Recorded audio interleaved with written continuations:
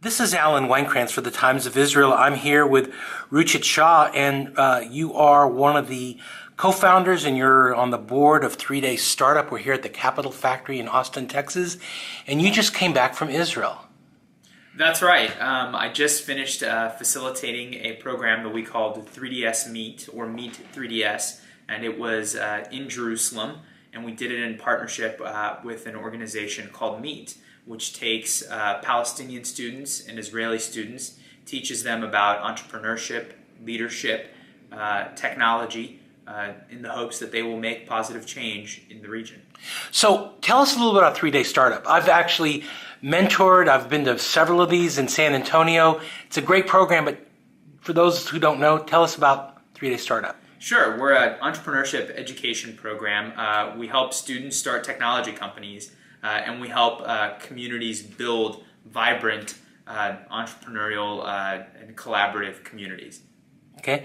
Now, you've just come back from Israel, and you were there during perhaps the height of the Israeli-Hamas conflict.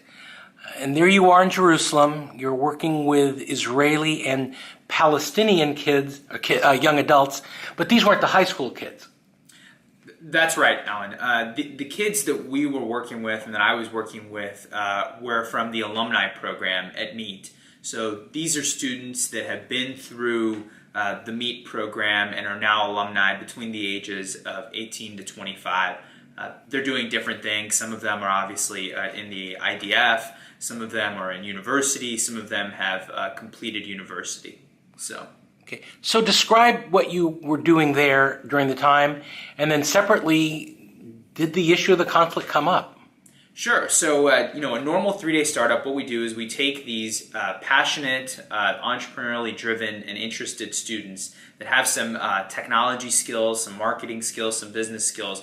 We bring them together and we help them start companies over the course of about a 3-day period. And so that's kind of our normal program, and that's what we were doing there, is we were helping these particular students. And of course, the context was a little bit different because of the conflict. So you were telling me a proposed startup came out of this that actually addressed media filtering. That's right. So one of the startups that came out of this has to do with taking what people can agree is more or less an objective fact, and of course we can debate what is an objective fact or not, but some event occurred at 8 a.m., let's say. The ceasefire started at 8 a.m. or ended at 8 a.m. And then allowing you to use tags and display in an interesting way the different opinions as it relates to the ceasefire ending or beginning. So in this example, it could be something like Hamas's fault, Netanyahu's fault, John Kerry's fault, LeBron James's fault, whatever you want to do.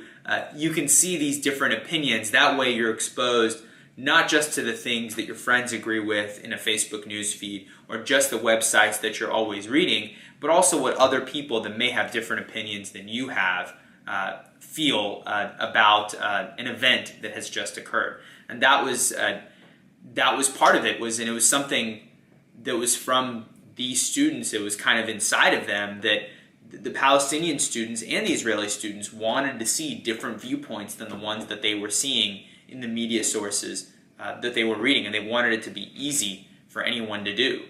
So this was their way of creating positive change through entrepreneurship and through education, of course. Now, to be clear, though, these were the participants were from actually the West Bank, East Jerusalem. Did you have any participants from actually Gaza? No participants from Gaza. We did have participants, as you mentioned, Alan. We had them from really people just in the region surrounding Jerusalem. Of course, the West Bank as well. Some south, north of Jerusalem, a little bit even west of Jerusalem.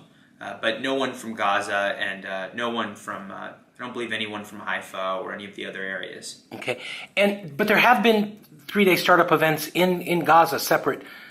Well, no, we haven't done any 3-day startup programs in Gaza. Okay, then I stand corrected. But there is a small, but though nascent, there is a startup community in Gaza. That's right. And one of the mentors that was at this program is actually, I believe he's Danish, and so maybe 3 weeks or a month before our 3-day startup, he had mentored a startup program in Gaza and had been there for 2 days and then had to leave. But absolutely, there is a entrepreneurial community in Gaza and a pretty thriving one also in the West Bank in Ramallah. We have mentors from there as well. Yeah.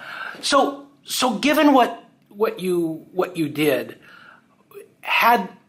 what did you learn from this during a time of conflict, and where can 3-day startup perhaps expand its mission or its purpose in other regions of the world where there are conflicts?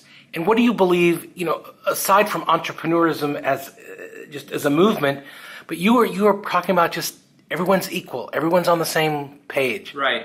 And so, Alan, I've thought a lot about why this MEET program was so successful. And a lot of credit goes to the students, a lot of credit goes to the team at MEET. But I think the real reason is because we worked together to create this space and this place where during the 3-day startup program, everyone was equal. And it was a meritocracy.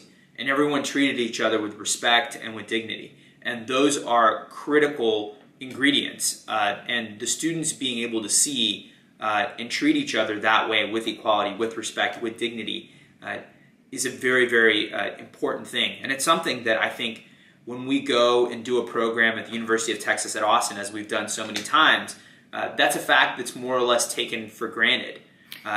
And it's something we shouldn't take for granted, but we should be proud of, especially when we see it somewhere like we did in Jerusalem at 3DS MEET. So how can governments, NGOs, the United Nations, how can they connect with you, other governmental organizations, where there may be other conflicts in the world? How can they bring you in, and how do you do this?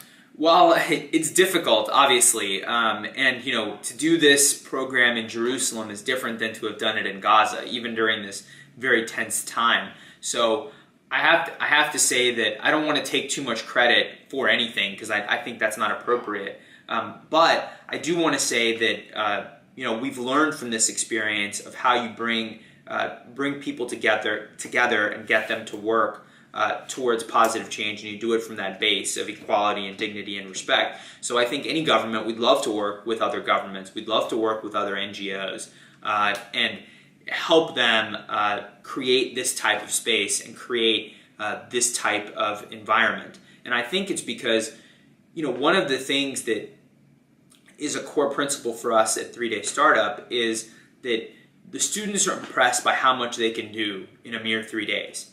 And what this does is it shatters any sort of feeling that they had about their lack of power. It empowers them. And it lets them realize, if I can do this much in 3 days, imagine how much I could do in 3 months. So the very things that they thought would take them 3 months to do, they're accomplishing inside 3 days. So for us, we want to bring that same perspective to people all around the world. And I think it's especially appropriate in these situations. If people that fundamentally disagree with each other on certain issues can still come together and build technology companies, and they can do it in an area where they respect each other, then they agree that they need to create positive change. That is what is powerful, and that's what we want to do, whether it's in a conflict region or we do it in a perfectly peaceful region, like here in Austin. So great. And I know there's one coming up in San Antonio. That's right. In the culinary arts area. That's right. So we're doing one a little bit later, I believe, this month. It's at the end of August. At the end of August, where we're focused on culinary arts, and we've done focus on green tech, we've done focus on healthcare. Right. So for us at 3-day Startup, we think there's a tremendous amount of learning that can come out of doing an entrepreneurship education program that's focused. And so that's some of the new things that we've started doing, and we hope to do more of. And now we are active on 50 university campuses. We've done over 130 programs, and our alumni have now founded, I believe we're at 75 real, live, living companies that have collectively raised $49 million. And it's from all over the world. So that's what we want to do, is we want to help students start technology companies, and we want to help communities build these entrepreneurial ecosystems. And it can happen absolutely everywhere. And that's a big part of our DNA. Great. Well, thank you so much. Welcome back. Thank you. And I'm actually headed to Israel in September for the DLD conference. So I'll be there. And thank you so much. This is Alan Weinkrantz signing off with Ruchit Shah, one of the co-founders and board member of 3 Day Startup in Austin, Texas, for the Times of Israel.